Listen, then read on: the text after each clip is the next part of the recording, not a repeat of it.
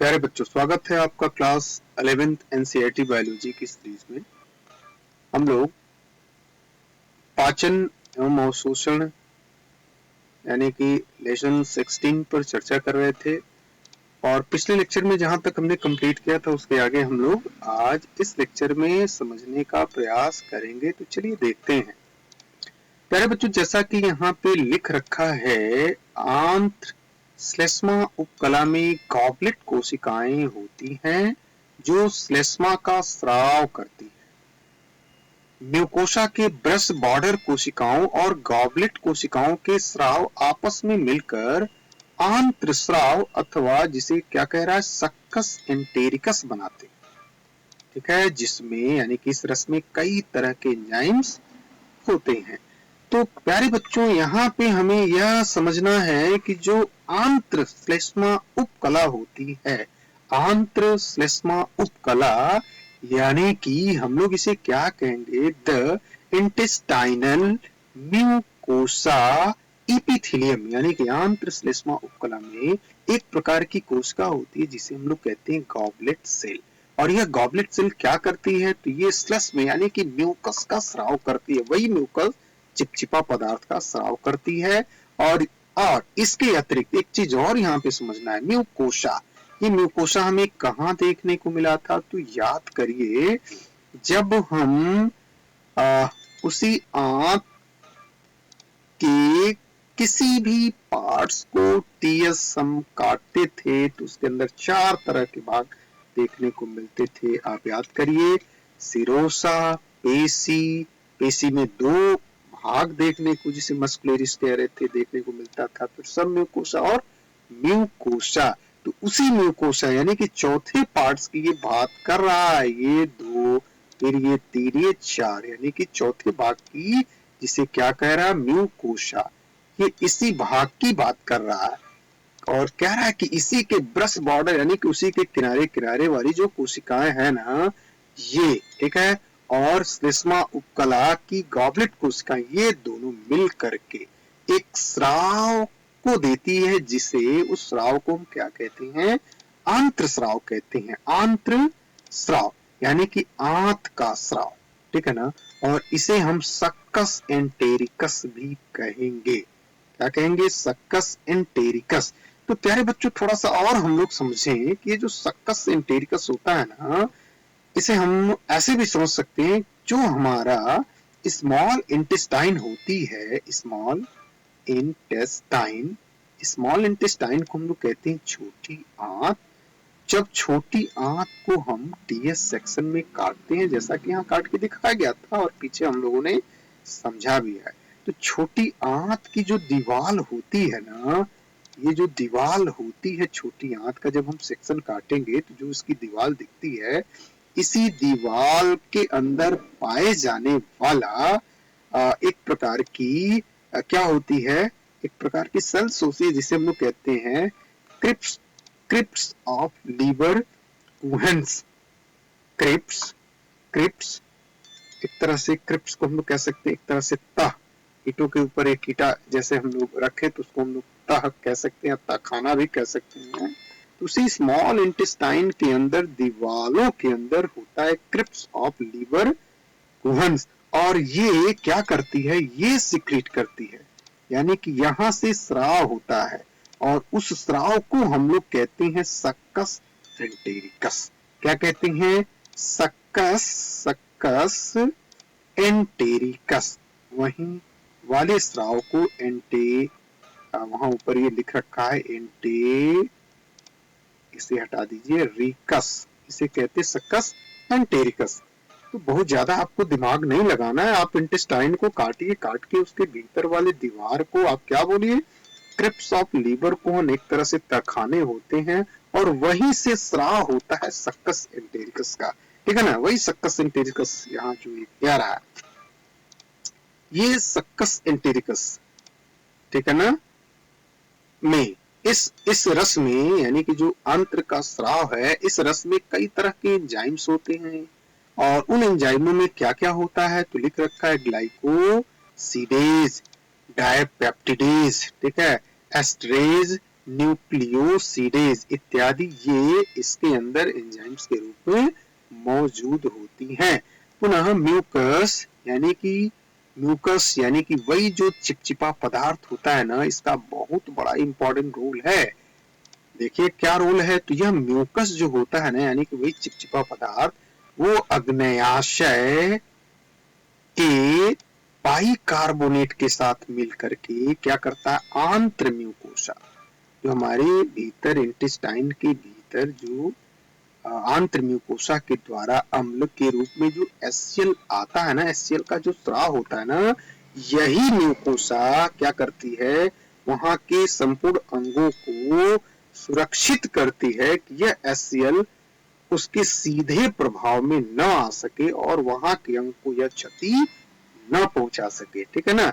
तो यहाँ पे हमें याद रखना है कि यही म्यूकस अग्न्याशय के बाइकार्बोनेटों के साथ मिलकर के क्या करती है, HCl के प्रभाव को क्या कर देती है, निष्प्रभाव कर देती है तथा हमारी सुरक्षा कर देती है, यानी कि सुरक्षा करती है।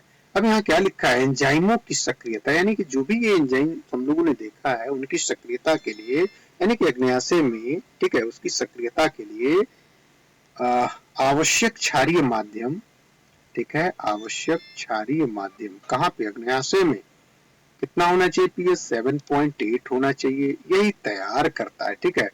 इस प्रक्रिया में सब म्यूकोसल ब्रूनर ग्रंथि भी इसकी मदद करती है, यानी कि अग्न्याशय के अंदर यानी ड्यूडेनम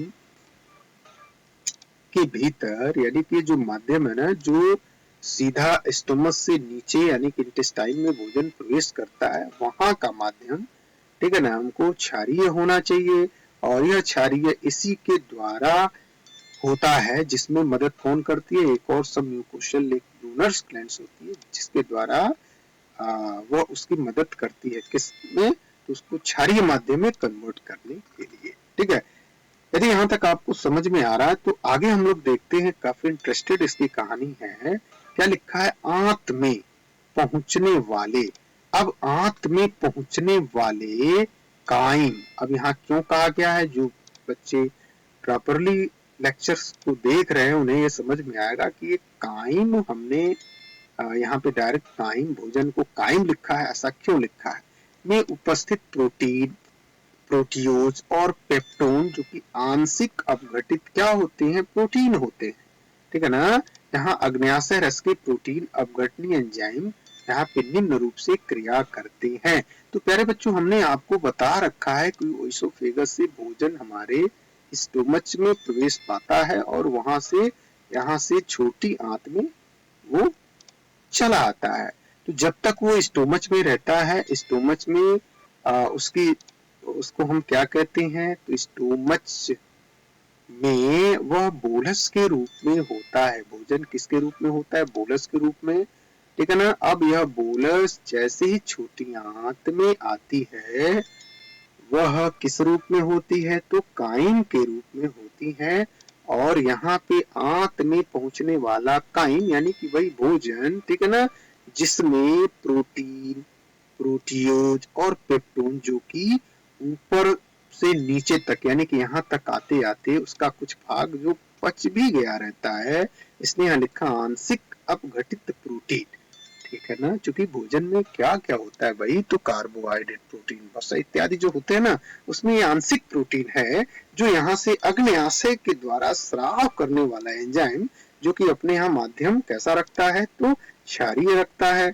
वो स्टोमच में कैसा था, तो अम्लीय था। किसकी वजह से था, तो हम लोगों ने पढ़ा HCl की वजह से था।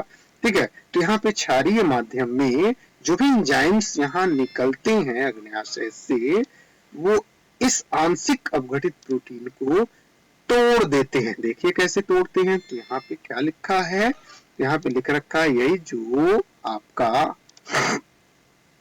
काइम के अंदर जो उपस्थित प्रोटीन है, ठीक है ना, ये प्रोटीन है, पेप्टोन है और प्रोटियोज है, जो कि कैसा है, तो जो कि आंशिक अपघटित है ना। इसको ट्रिप्सिन, काइमोट्रिप्सिन और कार्बोक्सीपेप्टिडेज की उपस्थिति में ये एंजाइम्स है, ये आंशिक अपघटित प्रोटीन टूट करके डायपेप्टाइड में क्या हो जाता है, कन्वर्ट हो जाता है। ठीक है, पुनः जब ये प्रोटीन यहाँ से आंशिक प्रोटीन इस एंजाइम की उपस्थिति में डायपेप्टाइड में अब कन्वर्ट हो गया, अब क्या बचा, तो अब उस काइम के अंदर यानी कि काइम में अब जो कार्बोहाइड्रेट उपस्थित होता है, यहाँ लिख भी रखा है, अब काइम में कार्बोहाइड्रेट अग्न्याशयी एमाइलेज द्वारा, यानी कि भोजन के अंदर जो प्रोटीन था उसका तो पाचन करके हमने डायपेप्टाइड में बना लिया। अब जो काइम के अंदर जो कार्बोहाइड्रेट की स्थिति थी, जो ऊपर से नीचे आने तक जितना पचा है, नहीं पचा है, तो उसकी बात कर रहा है। काइम के अंदर जो कार्बोहाइड्रेट है वो अग्न्याशयी एमाइलेज के द्वारा किसमें कन्वर्ट हो जाती है, तो यहाँ पे लिख रखा है डायसैकेराइड्स में कन्वर्ट हो जाती है। ठीक है ना, और जल आप घटित होते हैं, माने जल वहां पे मिलता भी है। ठीक है, तो यहाँ लिख भी रखा है और ये रिएक्शन में दिखा भी रहा है कि ये जो पॉलीसैकेराइड्स है जो कि स्टार्च है, हम लोग वहां सीखे थे कि हमारे माउथ में तकरीबन 30% स्टार्च का डाइजेशन हो जाता है, बाकी डाइजेशन तो भी बचा हुआ है ना 70%, तो यही 70% ये स्टार्च है जो कि पॉलीसैकेराइड्स होता है, वो एमाइलेज एंजाइम की उपस्थिति में, कहा अग्न्याशयी एमाइलेज, ठीक है, की उपस्थिति में टूट करके डाइसैकेराइड्स में कन्वर्ट हो जाता है। पुनः जब ऐसा होता है तो कार्बोहाइड्रेट का पार्ट्स भी टूट गया, अब काइम में क्या बचा, तो अब काइम में वसा बचा, फैट्स बचा, तो वहां से लीवर से जो पित्त आ रहा है इसकी मदद से और एक और एंजाइम जिसे हम लोग लाइपेज कहते हैं द्वारा यह क्रमशः डाई और मोनोसैकेराइड्स में टूट जाते हैं। वही यहाँ दिखा रहा है कि ये जो बसा है ना वो लाइपेज एंजाइम की उपस्थिति में डाईग्लिसराइड्स और मोनोग्लिसराइड में टूटता है। तो ध्यान रखिएगा, सिर्फ यहाँ पे लाइपेज ही नहीं, यहाँ पे पित्त का भी कुछ रोल होता है जो कि वसा को तोड़ने का काम करता है। पुनः यहाँ क्या लिखा है, अग्न्याशयी रस के। अब यहाँ पे हम समझेंगे कि अब काइम में कार्बोहाइड्रेट बचा, यहाँ काइम में वसा की भी स्थिति हमने देखा। अब यहाँ पे काइम में उपस्थित, ये भी तो प्यारे बच्चों, ये भी तो काइम में ही उपस्थित है ना, काइम में उपस्थित न्यूक्लियस न्यूक्लिक अम्लों को न्यूक्लियोटाइड और न्यूक्लियोसाइड में पाचित करता है, यानी कि अब जो बच गया ये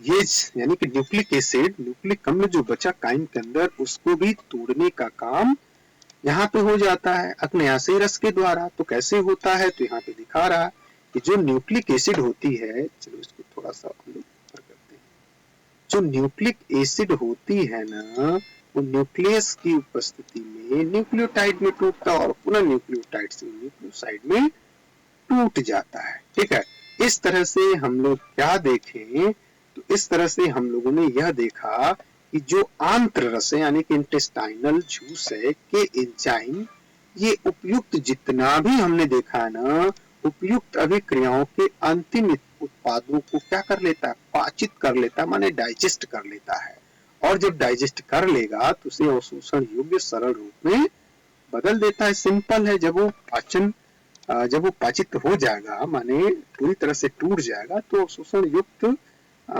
अवशोषण योग्य उसे सरल रूप में बदल लिया जाएगा। पुनः क्या होगा कि पाचन के अंतिम चरण, ठीक है, जब वो बदल गया तो उसे अंतिम चरण ही हम लोग कहेंगे। पाचन के यह अंतिम चरण आंत की म्यूकोशल उपकला कोशिकाओं के बहुत समीप संपन्न होता है। अब इसको पुनः हम लोग इसके अंतिम उत्पाद को देख लें जो ऊपर हम लोगों ने जोड़ा है। क्या देखें, तो ये डायप्टेज हम लोगों ने देखा, कहाँ टूटा था, तो यहाँ पे हम लोग देख सकते हैं, ये आप देखिए, ये पहला जो रिएक्शन हमने दिखाया, ये देखो ये डायप्टेज है, ये अब ये इसका अंतिम उत्पाद, अब इसको क्या करना है, थोड़ा सा मिस्टेक होगा, ये देखिए डायप्टेज, और ये किसकी उपस्थिति में, डायोप्टीडेजेस की उपस्थिति में ये टूट के क्या हो गया, एमिनो अम्ल में। ये जो डायप्टेज है ना वो कहाँ से प्राप्त हुआ, तो हमको जो प्रोटीन का पूरी तरह से यानी कि आंशिक भाग था उसका पाचन उसका अंतिम भाग डाइपेप्टाइड में वह टूटा। ठीक है, यहाँ हम लोगों ने सीखा था इसको। अब वो इसका यानी कि डाइपेप्टाइड का अंतिम उत्पाद यानी कि प्रोटीन का अंतिम उत्पाद क्या है, एमिनो एसिड है, इसमें यह टूट गया किसकी उपस्थिति में, तो डाइपेप्टिडेज बेसिस की उपस्थिति में टूट गया। ठीक है, अब पुनः ये जो माल्टोज था वो माल्टेस एंजाइम की उपस्थिति में ये ग्लूकोज में टूट जाता है, और पुनः ये जो लैक्टोज था ना, ये लैक्टोज लैक्टेज की उपस्थिति में ग्लूकोज और लैक्टोज में टूटता है, और पुनः ये सुक्रोज, यानी कि ये सब क्या है, तो ये सब डाइसैकेराइड्स हैं जो ऊपर हमको प्राप्त हुआ था। ठीक है ना, यह सुक्रोज सुक्रेस एंजाइम की उपस्थिति में ग्लूकोज और फ्रक्टोज में टूट जाता है। ध्यान रहे ग्लूकोज का भी फ्रक्टोज का भी एक ही फॉर्मूला C6H12O6 होता है। ठीक है, दोनों में बहुत अंतर होता है। ठीक है, ये हम लोग केमिस्ट्री क्लास में समझने का प्रयास करेंगे।